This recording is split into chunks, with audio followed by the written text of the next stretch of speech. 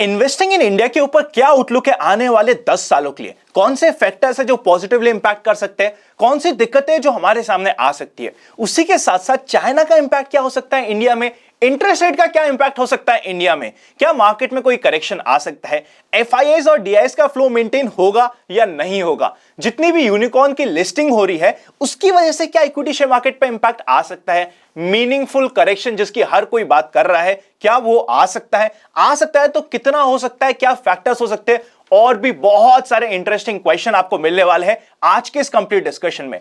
आज हम बात करने वाले हैं सुशांत जी से, who is CEO at Ambit Capital. उसी के साथ साथ हमारे साथ होने वाले हैं Manish ji, who is fund manager at Ambit Capital. One of the most interesting discussion ये होने वाला है, तो एंड तक देखना मत भूलिएगा। बहुत सारे ऐसे क्वेश्चन है जो मुझे पता है आपके दिमाग में चल रहे हैं। ऑलमोस्ट हर एक क्वेश्चन को आज के डिस्कशन में हमने कवर करने की कोशिश करी है। तो चलिए शुरू करते हैं आज का डिस्कशन।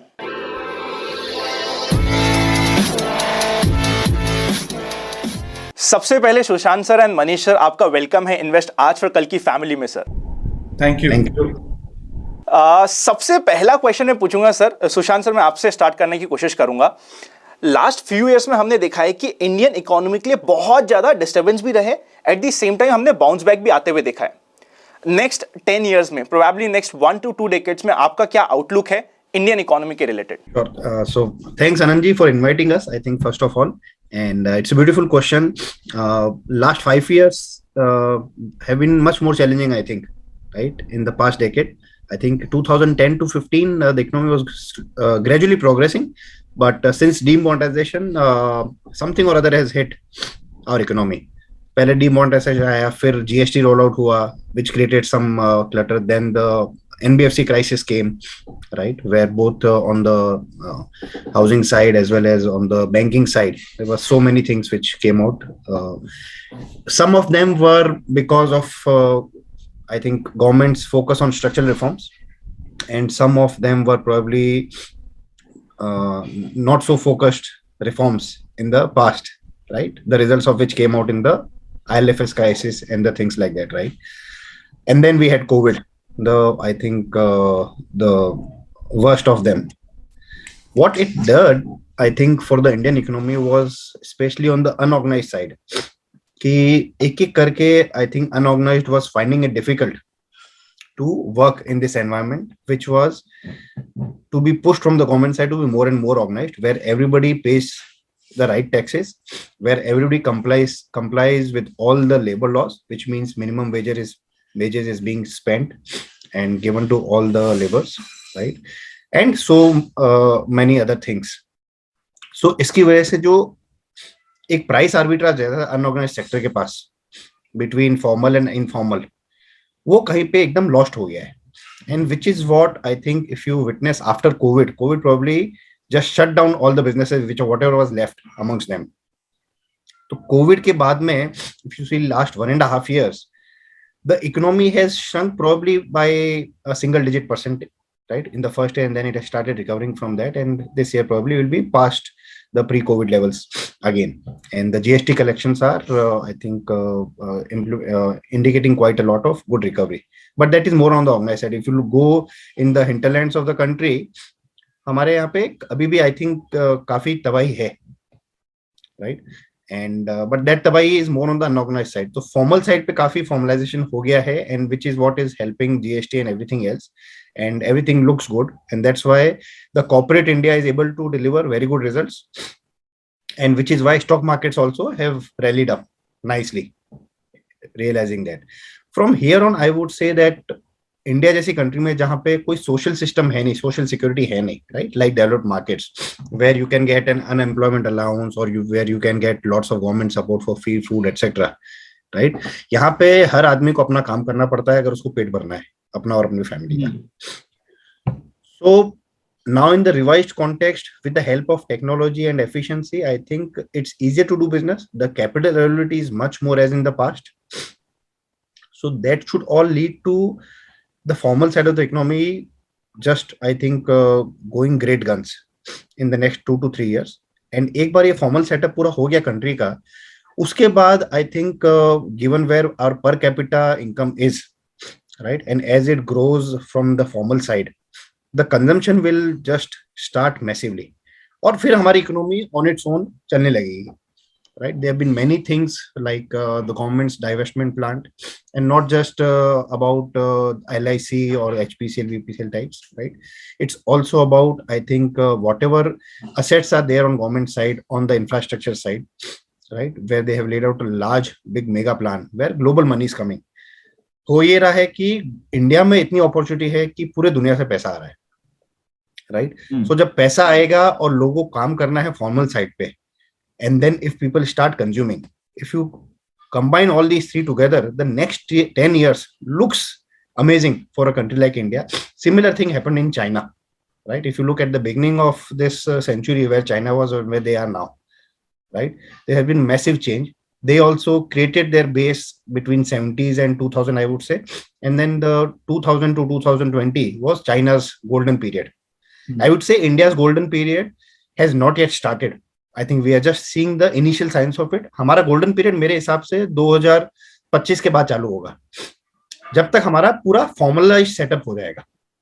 और उसके बाद I think इतना इकोनॉमी में रिवाइवल होगा और हमारी पर कैपिटा इनकम इतनी बढ़ेगी that between 2025 to 2040 or 2045, next 10-20 years, I think looks really good for Indian economy from 2025.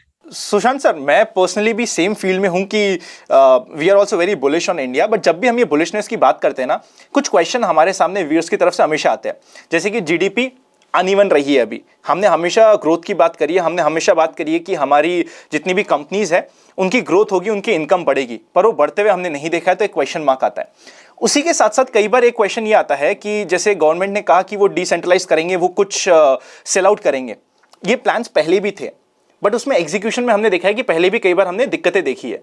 सो क्या पॉइंट्स है जो आपको और मनीष सर को और आपको एज अ टीम कॉन्फिडेंट करता है इंडिया के लिए? सो ये 2 कदम आगे बढ़ना और 1 कदम पीछे हटना, we have seen for last 20-30 years, like since we have grown, right? I think we are of same age, looks like, right? So I did my schooling in 80s and 90s, right? And then I started my professional career in 2000. So all these stories which you have rightly said have been stories in the past always, कि हम थोड़ा आगे बढ़ते हैं फिर धक्का खा के पीछे चले जाते हैं.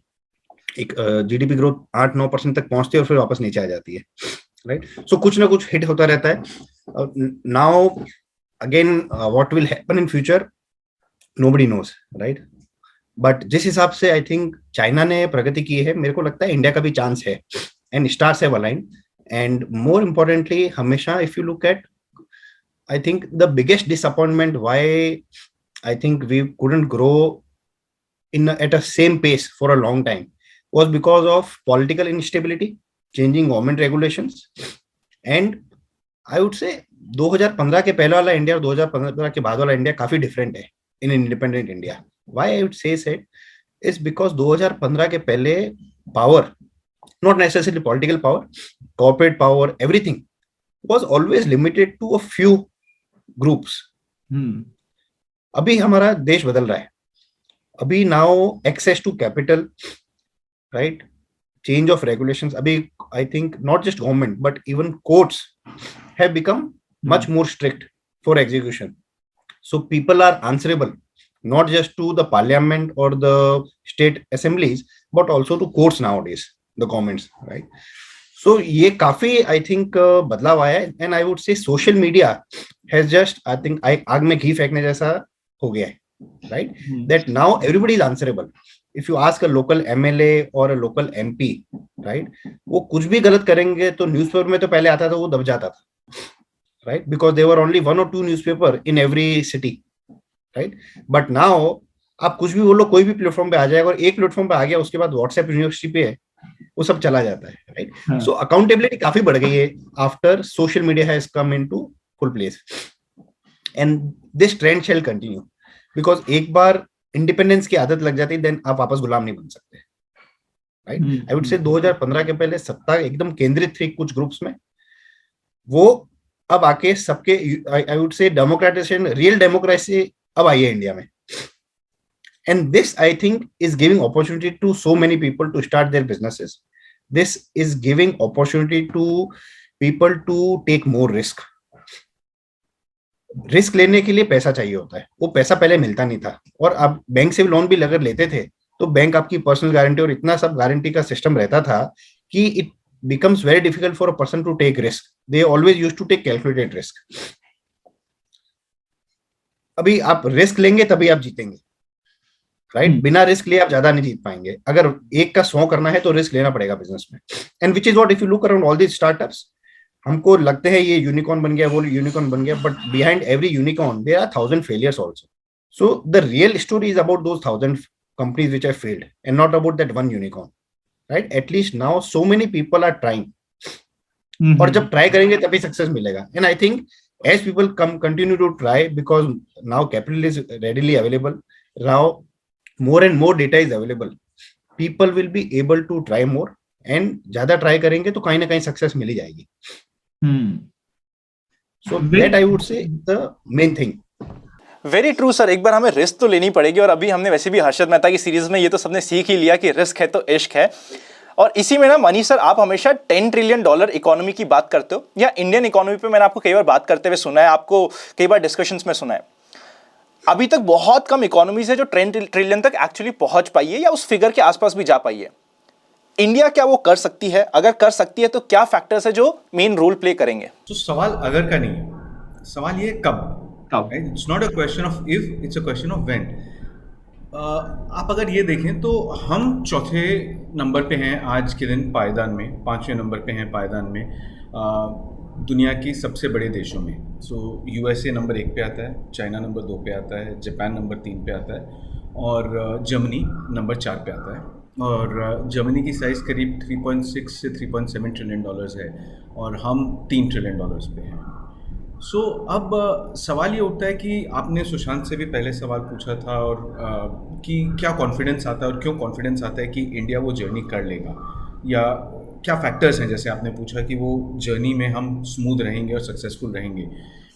तो सबसे पहला तो पॉइंट ये कि अगर आप देखें 3 देशों ने जिन्होंने $5 ट्रिलियन से ऊपर का मार्क टच किया है, या 2 देशों ने जिन्होंने $10 ट्रिलियन से ऊपर का मार्क टच किया है, सबकी जर्नी अपनी रही है, और सबकी जर्नी अपनी अलग रही है, यूनिक रही है.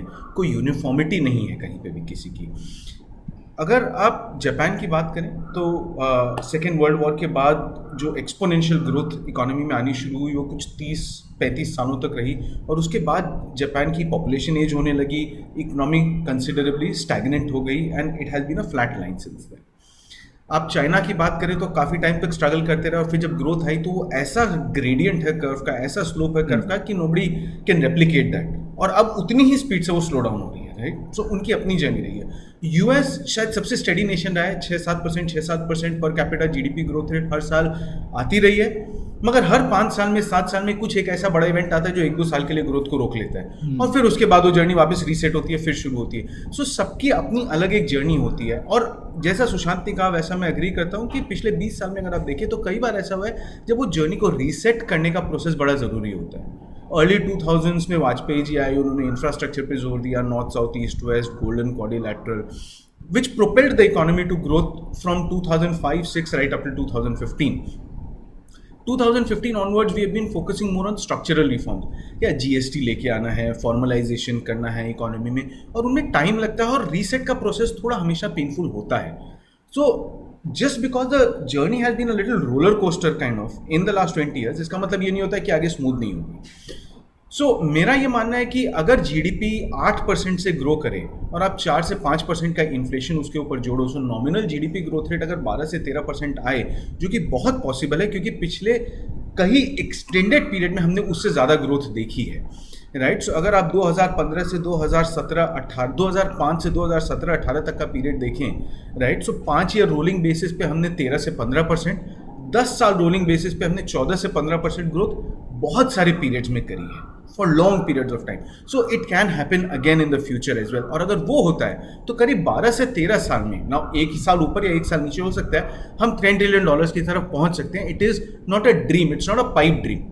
हो सकता है थोड़ा सा चैलेंजिंग है बट बहुत मुश्किल नहीं है. सो realistically speaking my expectations from Indian economy is that हम जर्मनी को पार करेंगे 2 साल में, और हम जापान को पार करेंगे करीब 5 साल में, और हम $5 ट्रिलियन जीडीपी साइज होंगे करीब 5 साल में. उससे पहले हमारा मार्केट कैप $5 ट्रिलियन जरूर पहुंच जाएगा. और इनेबलिंग फैक्टर्स 4 से 5 होते हैं जो बहुत सिंपल होते हैं, नंबर एक होगा केपेक्स साइकिल जो अब टर्न हो रहा है, so government capex and private sector capex दोनों आएंगे उसके अंदर। सेकेंड होगा farm incomes which is the rural economy, जो कि एक मल्टीप्लायर इफेक्ट के साथ आता है, वो खुद ग्रो नहीं करता बल्कि कई और इंडस्ट्रीज की ग्रोथ को सपोर्ट करता है। नंबर तीसरा और सबसे इंपॉर्टेंट चीज़ होती है हमारी डेमोग्राफिक्स, राइट, जो कि एक पॉजिटिव डिविडेंड प्ले करते रहेंगे अगले 20 साल तक मिनिमम। और चौथा और सबसे इंपॉर्टेंट फैक्टर होता है कॉर्पोरेट इंडिया, जिनका बिहेवियर पिछले 1.5 से 2 साल में बहुत ही आश्चर्यजनक रहा। मुझे नहीं लगा था कि लोग इस तरह रिस्पॉन्ड करेंगे क्राइसिस के साथ। सो ये चारों फैक्टर को जब आप मिलाते हैं साथ में, तो I am super confident that India is going to reach a $10 trillion economy mark by 2033, 35. And like Sushant said, it's a question of when and not if. And we remain absolutely confident कि ये होने वाला है। अनंत, एक चीज इसमें और है कि if you look at the population, right? If you look at US, they are number 3 in population globally, right? Germany is number 17, Japan is number 11, we are number 2, right? So that's what gives us confidence that because of our large population, right, we will be able to get the $10 trillion mark for sure, right? Because I don't think we are competing on a per capita income with US or Germany or Japan, right? I think even in next 15 years, we will still be a developing nation, right? Like China, they are now, I think things going around that why China should not be a developed economy, right? They are still considered being a developing economy. So given our population, I think $10 trillion is just a matter of time, because consumption itself से ही आ जाएगा GDP इतना, because of sheer size. So I think that also differentiates us from the likes of Japan or Germany or US in that order. कि population इतनी है कि GDP तो आएगी। Very true sir, आप लोगों ने जो बात करी ना, मैं भी बिल्कुल उससे सहमत हूं। सबसे मेन ना, इंडिया अभी one of the youngest Nations है वर्ल्ड में, तो वो एक बहुत इंपॉर्टेंट रोल प्ले कर सकता है। पर मनीष सर, आपने ना 4 फैक्टर्स बताए, मैं चाहता हूं कि उन चारों फैक्टर्स को हम थोड़ा सा सिंप्लीफाई करें। अभी हमने फैक्टर्स की तो बात कर ली, बट उन फैक्टर्स का एक्चुअल मतलब क्या होता है उसको सिंप्लीफाई करने की कोशिश करते हैं।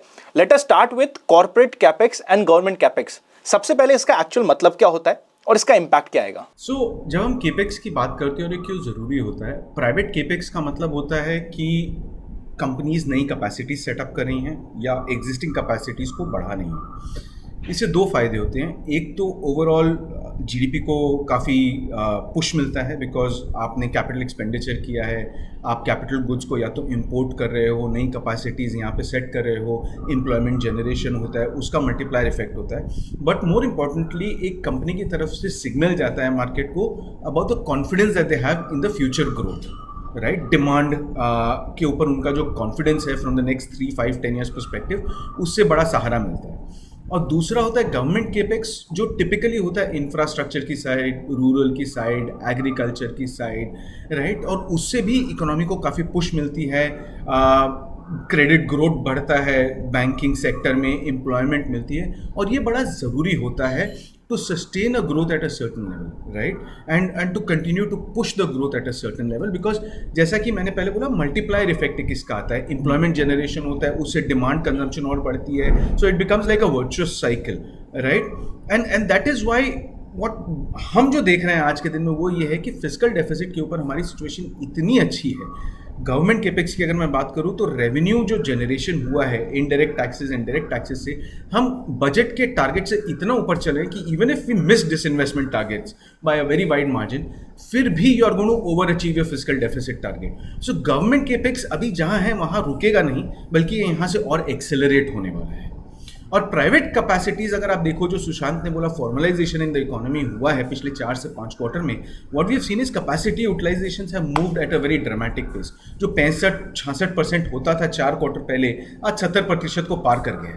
और टिपिकली जब 75% के आसपास जाने पहुंचता है वो capacity utilisation, that is a time जब हम देखते हैं कि प्राइवेट केपेक्स आना शुरू होता है। सो मेरे ख्याल से Jan to March is going to be the quarter जब आपको दिखेगा private capex coming back in a big way.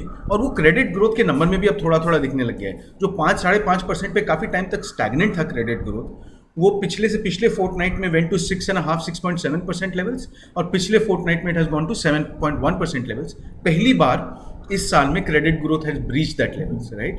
And that is one bigger factor which I'm so bullish on from the next 3 to 5 years perspective, 10 years perspective on Indian economy. Manish sir, बिल्कुल आपने ठीक कहा। Even जो government डिसइन्वेस्टमेंट्स की बात है ना, उसमें यूजुअली गवर्नमेंट ओवर एस्टिमेट करती थी, जो हमने पास्ट में देखा था। This was the first time जहां पे हमने बहुत रीजनेबल से टारगेट रखे थे, ऐसे टारगेट रखे थे जो हमें लग रहा है कि शायद हम बहुत आसानी से अचीव भी कर पाएंगे और शायद सरपास भी कर पाए। इसी से रिलेटेड सुशांत सर, आपने एक सेकेंड पॉइंट पे बात करी थी रूरल इंडिया से रिलेटेड और एग्रीकल्चर सेक्टर से रिलेटेड। हमने ये देखा कि एग्रीकल्चर सेक्टर इंडिया के लिए बहुत इंपॉर्टेंट है और हमेशा इंपॉर्टेंट रहा है। लास्ट कुछ समय में अच्छा भी परफॉर्म कर रहा है। गोइंग फॉरवर्ड क्या आउटलुक है? This was the second point as well जो हमने बात करी थी। No, बिल्कुल। I think rural is the backbone of the country, right? And we used to be a rural country and gradually becoming a urban country. And rural में if you look at, and especially what has happened in the lockdown, that there has been reverse migration as well, right? And during this time of reverse migration, lots of, I would say, efficiency, technology, everything has reached the rural country, right? The likes of Paytm, Google Pay, right, has made payment so simple now, right? The likes of Amazon and Flipkart, etc., has made consumption so simple, right? That everything is available everywhere in this country now. और एक बार मुंह में खून लग जाता है, उसके बाद आप अच्छा ही खाएंगे पिएंगे, correct? Human nature है that once you get used to a better lifestyle, you will start doing it. Now, for someone a Mercedes is a better lifestyle, for someone a scooter is a lifestyle, right? So सबका अपने अपने सामर्थ्य के हिसाब से I think lifestyle pattern है। और एक बार जैसे ये reverse migration हुआ, I think when people saw what others are consuming, they got to know. I don't think कि इंडिया में पैसा नहीं है। पैसा इंडिया में सब जगह है। आप एक छोटे से गांव में भी जाएंगे तो आपको लखपति करोड़पति लोग मिल जाएंगे वहां, राइट? बट वो कंजम्पशन नहीं हो रहा था क्योंकि लोगों को पता नहीं था ये भी कुछ चीज होती है, right? And it's various, whether it's you look at the electronic items, whether you look at vehicles, whether you look at clothing, any category you take, ये awareness नहीं थी। तो I think after this reverse migration, lot of awareness has reached, right? So now the opportunity on the rural side is also very large, right?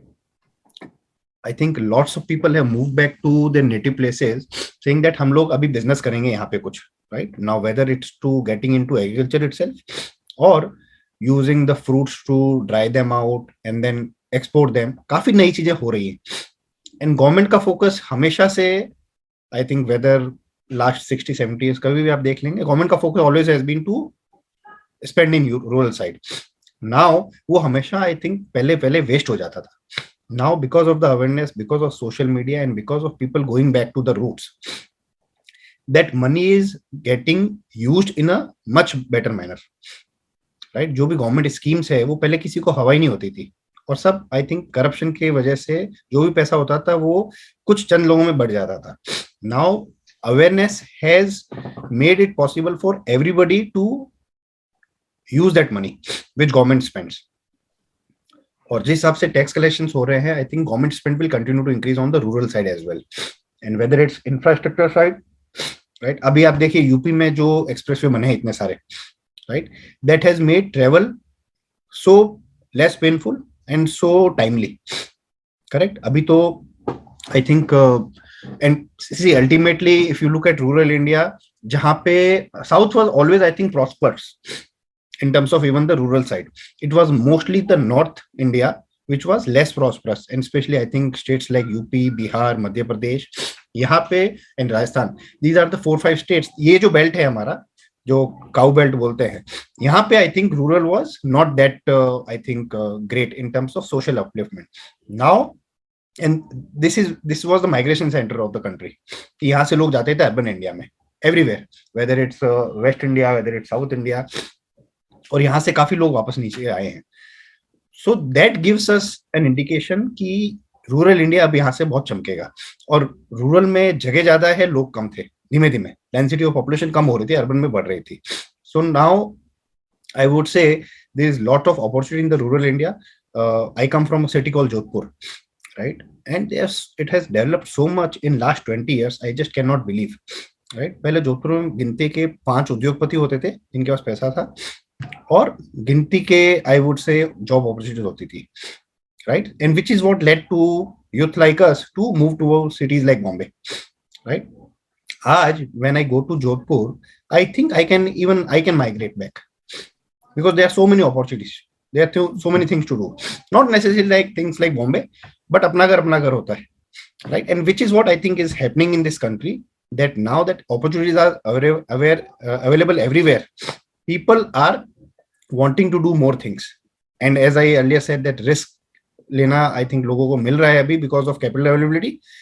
So each of these aspects is changing, I think, the color of rural India, and rural India will surprise the most in next 10-20 years. I think population migration bhi काफी निकल जाएगा, and we will have more, I would say, rural urban center or semi-urban centers than only urban India. Manish, you want to add something on the rural side? Because you have done lots of work on the rural side.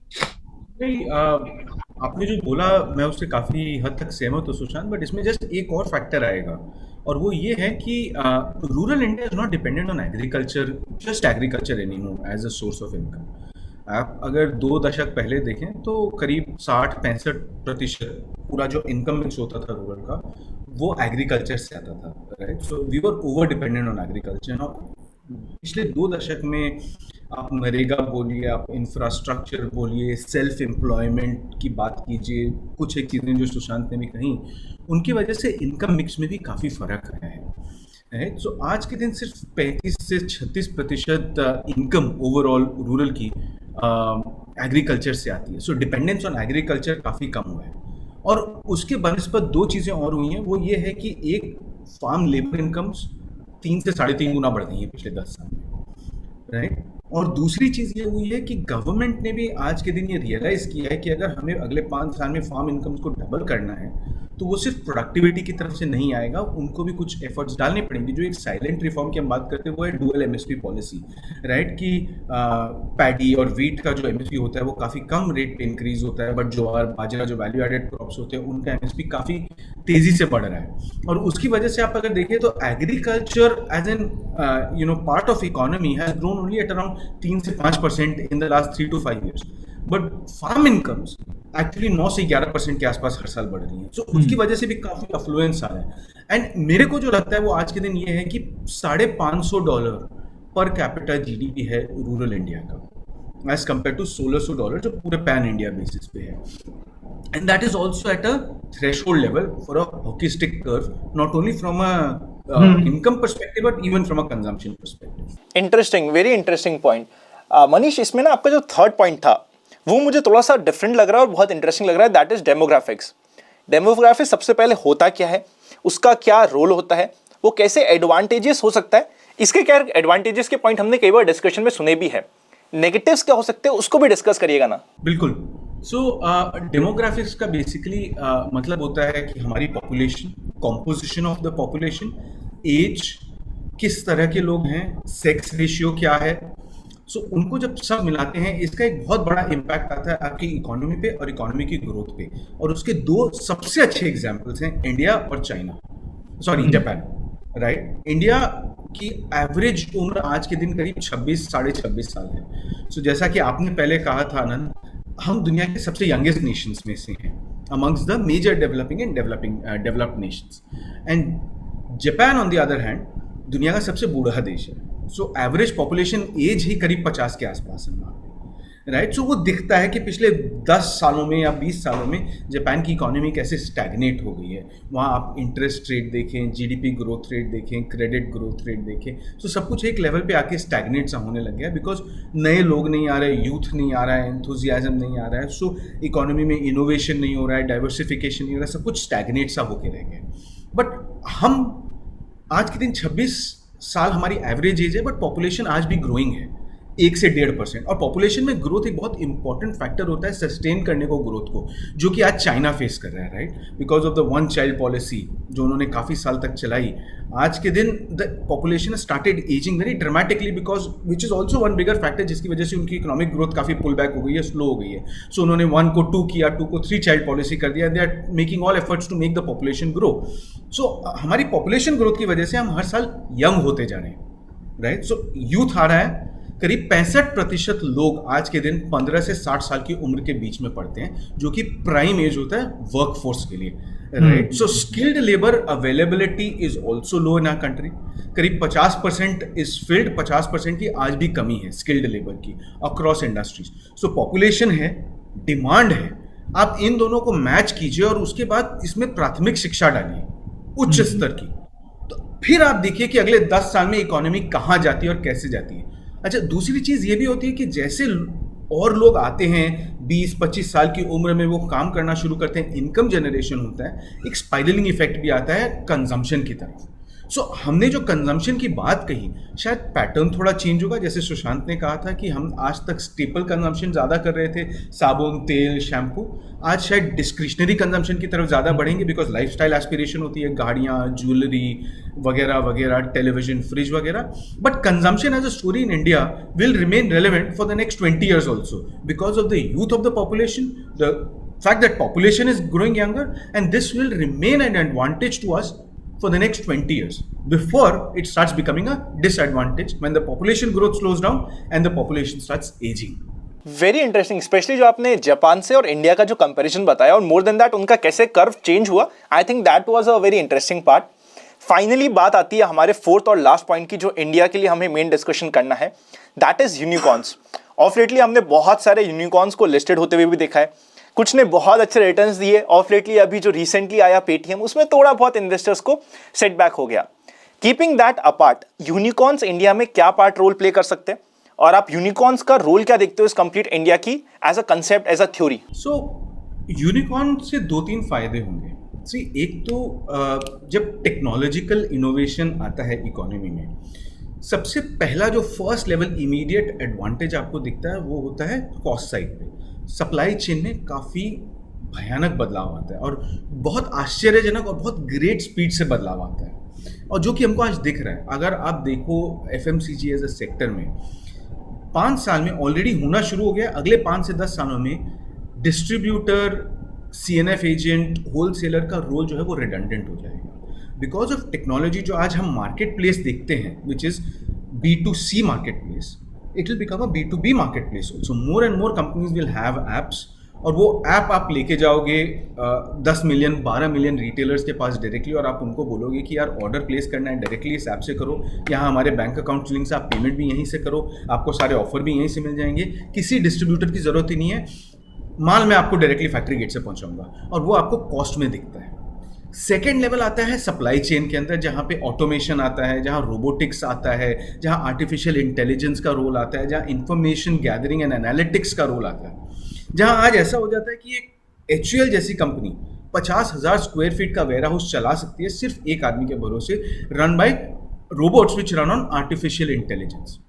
और तीसरे level का जो impact आता है उसका, which is with a little bit of lag, जो कि अगले 10 साल में आप देखोगे, is on the way the product cycle moves, in the way the innovation moves. See, इसका सबसे बड़ा इम्पैक्ट ये आता है कि आप इनोवेट ज़्यादा कर सकते हो और कॉस्ट ऑफ इनोवेशन काफ़ी कम हो जाता है.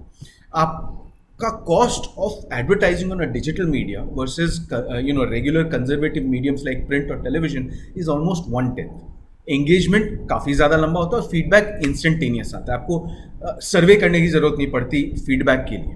सो इनोवेशन काफ़ी बढ़ जाता है और काफ़ी सस्ता हो जाता है. और आप अगर पिछले 10 साल में देखोगे तो एक्चुअली कोई नई प्रोडक्ट कैटेगरी क्रिएट नहीं हुई है, कोई मेजर इनोवेशन FMCG में हुआ नहीं आज तक, चाहे वो डिस्क्रिशनरी साइड में हो, चाहे कंजम्पशन साइड में हो, स्टेपल्स में.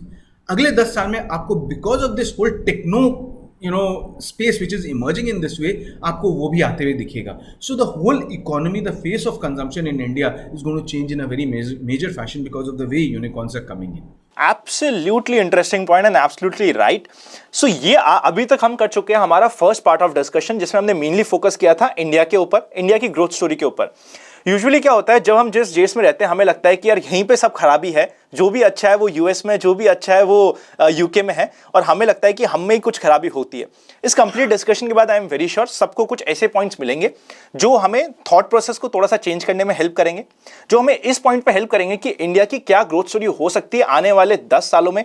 और वैसे भी एक पुराने ज़माने में कहा गया है, अगर कहीं स्वर्ग है तो यही है, यही है, यही है.